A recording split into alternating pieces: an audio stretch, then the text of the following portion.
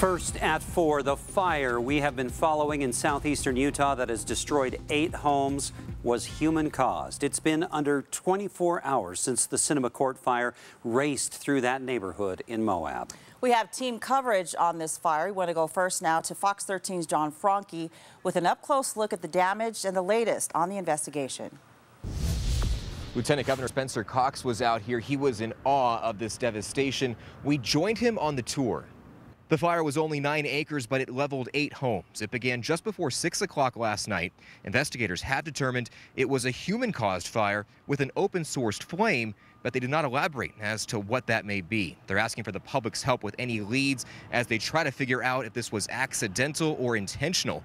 Lieutenant Governor Cox says many of the homes were not insured, and he called on Utahns to donate what they can to help the victims. He acknowledged this could be the start of a very long summer for fire danger all across Utah.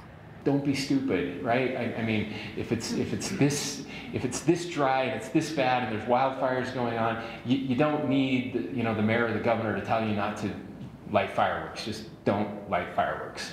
You'll be fine. He and the other city and county leaders are asking homeowners to maintain a defensible space around their property by removing trees and brush to lower the fire risk. It could be the difference between a house being saved in a disaster just like this.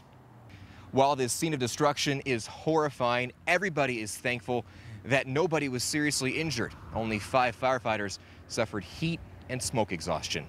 In Moab, John Franke, Fox 13 News, Utah. Some people lost decades of memories in the fire. Fox 13's Kirsten Nunez spoke to those who lost their homes. She continues our team coverage where the flames finally stopped. Kirsten? Yeah, Max and Tamara, John mentioned how horrifying seeing all of this firsthand is, and it really is just house after house destroyed on this street right here. Now, the house you're looking at belongs to Janet Gay, and at least this is what's left of her home. It was destroyed by the fire last night. I was more in shock. I think I just couldn't believe it was happening, that my house really wasn't going to be burning. But now the burnt and charred remains of her home is the heart-wrenching reality. Flames devoured Janet Gray's home of 30 years and every precious thing inside it. I would have been smart enough to grab the pictures. I would have been smart enough to grab the keepsakes. I would have kept all that, and it all just burned, and it was just really, really sad. Friday night, she watched helplessly as the flames grew in Patch Creek. You could see in the distance a house on fire, and we knew the people that lived there.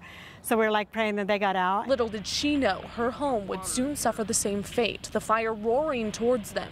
Janet and her husband grabbed their dogs and jumped in the car. By the time we got that far, it had got to our fence, and it was jumping the fence. Now the next day, devastated by the aftermath, seeing her house that's no longer her home. But Janet is simply grateful to be alive. We can build. We'll find a way, and we're older, and even if we don't, we probably won't be around that much longer anyway. So it'll be okay. Time and time again, Janet mentioned how grateful she is for the first responders for doing what they could to save her home. Now, coming up at 5, we're going to hear from Janet's daughter-in-law. She lives in this house right here, and the flames were just feet away from getting to her home. She's going to tell us how firefighters were able to save her home. We'll have that interview coming up at 5. For now, we're live in Moab. Kirsten Nunez, Fox 13 News, Utah. So much loss there. Thank you, Kirsten. A relief fund has been set up at the Grand County Credit Union. You can make donations there for people affected by the Cinema Court fire. To see this information again, you can go to our website, fox13now.com.